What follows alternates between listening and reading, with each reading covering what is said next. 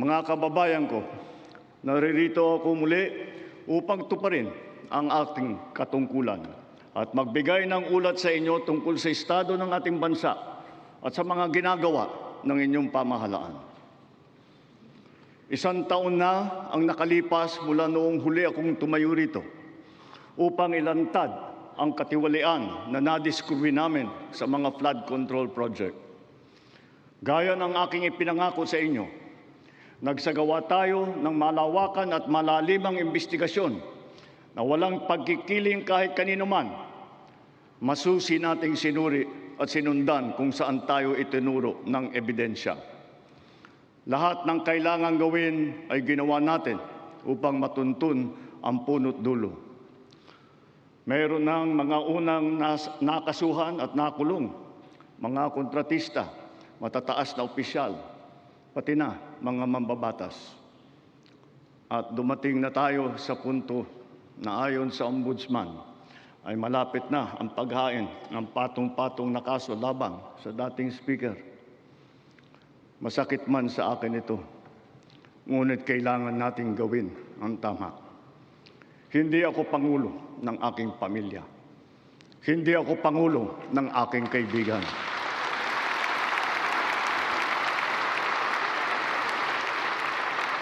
Ako ay Pangulo ng Pilipinas at ang tungkulin ko ay sa inyo, ang aking mga kapwa Pilipino.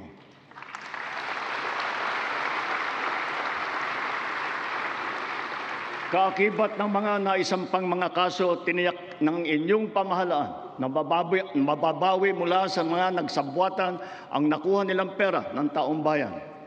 Gayon din, pinigilan natin ang paglabas ng pera ng bayan na ipambayad pa dapat sa mga depektibo, peke o guni-guning mga proyekto at mapupunta lamang sa mga bulsa ng mga tiwalaing kontraktor at opisyal. Halos 25 bilyong piso ang halaga ng nabawi, frozen at napreserbang mga pera at ari-arian ng mga akusado. Ang mahigit 800 milyong piso dito ay agad nating nabalik sa Treasury. Lahat ng mababawi mula sa mga sangkot na tiwali ay agad ibabalik sa kaban ng bayan. Ipinapaubayan na natin ang pag-uusig sa Ombudsman at sa ating mga pinalakas na National Prosecution Service. Nananalig din tayo sa makatarungang hatol ng hukuman. Makakaasa kayo na ang gulong ng hustisya ay tumatakbo.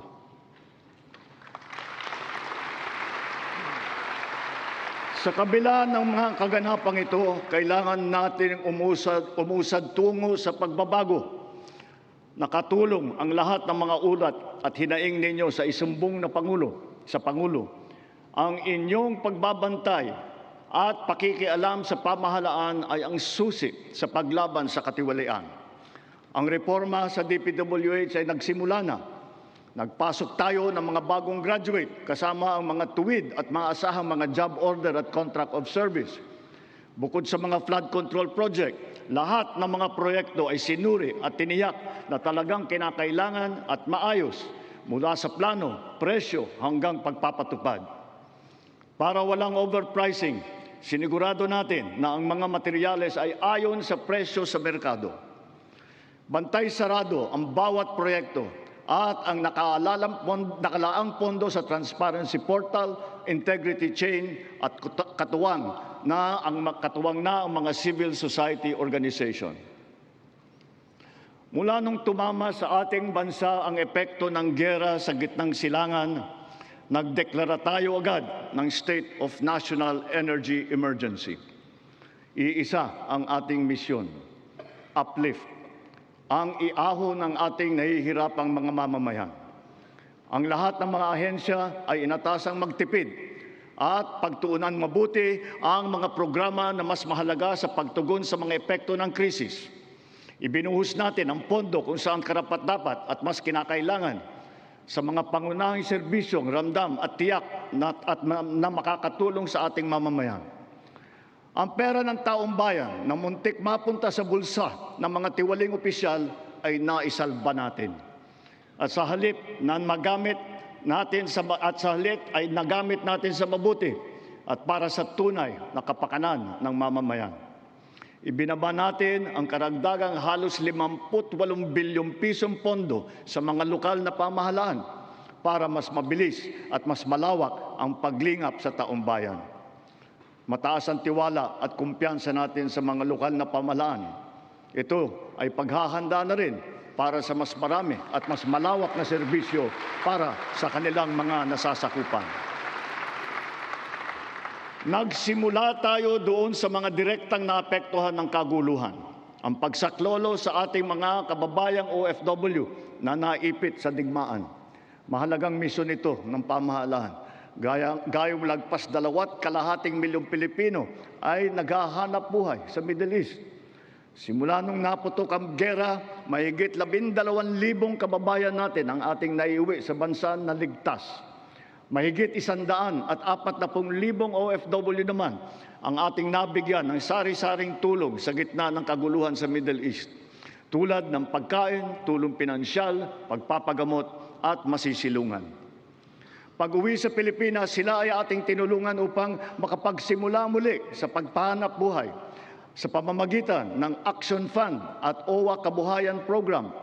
Ang iba naman ay nilapit natin sa PESO o kaya'y sinama natin sa bayanihan para sa Balikbayang Manggagawa Job Fair. Samantalang ang iba ay tinulungan natin makapaghanap buhay muli sa ibang bansa. Bukod sa kanila, ang mga magbabalik natin mga gurong OFW ay papasok na sa mga public school natin kung saan sila ay higit na kinakailangan. Dahil dito sa Pilipinas, sila ang ma'am at saka ang sir. Patuloy ang ating ugnayan sa iba't ibang bansa at ang suporta natin sa mga OFW para sa kanilang kaligtasan. Lalo na at may mga kababayan tayong nasawi o hanggang ngayon ay nawawala sa Middle East. Pangalawa, bunga ng ating magandang ugnayan sa iba't ibang bansa. Natiyak nating sapat ang supply ng langis para sa ating pangangailangan. Sa kabila ng pagsara ng Strait of Hormuz ay nagawa natin makabili at makapag-angkat mula sa ibang pagkukunang bansa tulad ng Japan, South Korea, Oman, India, maging sa Russia, pati na sa China. Dahil sa mga ito, natiyak natin na sapat ang supply ng bansa na tatagal hanggang halos 2 buwan. Nakipag-usap din tayo sa Iran para sa kaligtasan ng ating libo-libong mga kababayang tripulante na nasa Strait of Hormuz. Sa kooperasyon ng ating mga kumpanya ng langis, hindi naging biglaan ang pagtaas ng presyo ng petrolyo, kundi paunti-unti sa loob ng 1 linggo. Ito ay para naman maging magaan sa ating nahihirapang mga consumer. Nagtakda rin tayo ng sunod-sunod at malalaking mga price rollback na kailangan tuparin ng mga kumpanya ng langis. Sa tulong ng batas na naipasa ng Kongreso, agad din natin nasuspindi ng 3 buwan ang pagpataw ng excise tax sa LPG at saka sa kerosene. Bukod dito, agad din natin nilimitahan ang pagtaas ng presyo na inaangkat nating bigas. Inaresto at kinasuhan din natin ang mga nahuling nagsasamantala sa kabila ng pagdurusa ng taong bayan habang may state of energy emergency. Lahat ng posibleng gawin para mababa ang presyo at mapabagal ang pagtaas nito, ginawa natin.